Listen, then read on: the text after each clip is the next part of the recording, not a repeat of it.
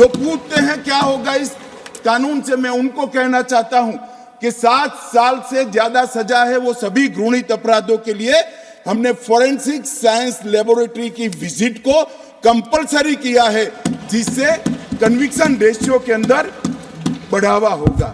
ये जो पूछते हैं क्या होगा इस कानून से, इनको मैं कहना चाहता हूं, अंग्रेज चले गए, पूरे देश में 4 प्रकार की न्याय प्रणाली चलती थी।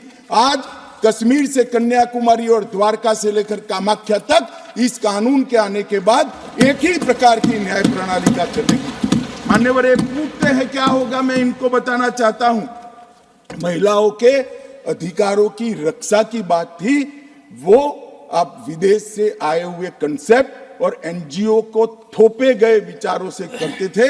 हम मातृशक्ति के सम्मान के लिए परंपरागत हमारा जो सम्मान है, वो सम्मान को इस कानून के अंदर कानून का स्वरूप देने में सफल हुए, मैं बताना चाहता हूं। मान्यवर, तो पूछते हैं क्या होगा इस कानून से, आजादी के 75 साल तक और 4 दशक से आतंकवाद का दंश झेलने के बाद इस देश की आपराधिक न्याय प्रणाली के कानूनों के अंदर आतंकवाद की डेफिनेशन नहीं थी। नरेंद्र मोदी जी ने जीरो टॉलरेंस टुवर्ड आतंकवाद का परिचय कराते हुए टेररिज्म की डेफिनेशन को इसके अंदर शामिल किया है। मान्यवर, जो पूछते हैं कि इस कानून से क्या होगा, मैं उनको बताना चाहता हूं कि इस कानून से राज्यद्रोह अब देशद्रोह के अंदर बदल गया है।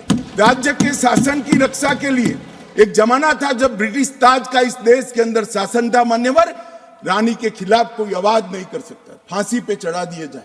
महात्मा गांधी हो, तिलक महाराज हो, वीर सावरकर हो, वो राजद्रोह के कानून में कई साल जेल में रखे और आपने भी इसका उपयोग बखूबी किया।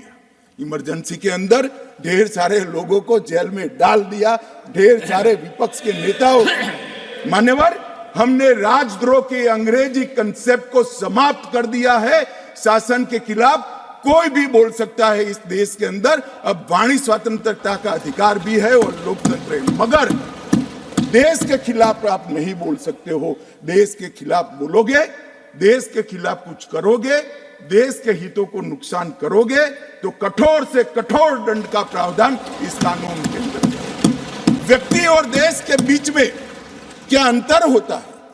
डेमोक्रेसी का जो मूल विचार है, लोकतंत्र का जो विचार है, देश महान होता है, व्यक्ति महान नहीं होता है।